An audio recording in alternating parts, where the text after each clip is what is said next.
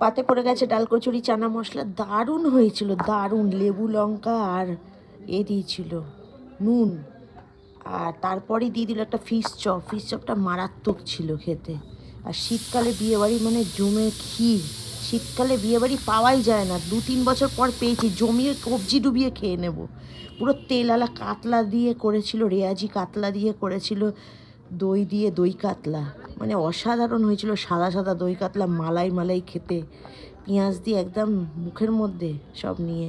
আর কাতলাটা সেই টেস্ট ছিল, কোনো ভুষা কাতলা না, একদম পিওর তেলালা কাতলা। তারপরেই ওই চিকেন কষাটা অসাধারণ হয়েছিল, চিকেন কষাটা দারুণ রান্না করেছিল দই দিয়ে।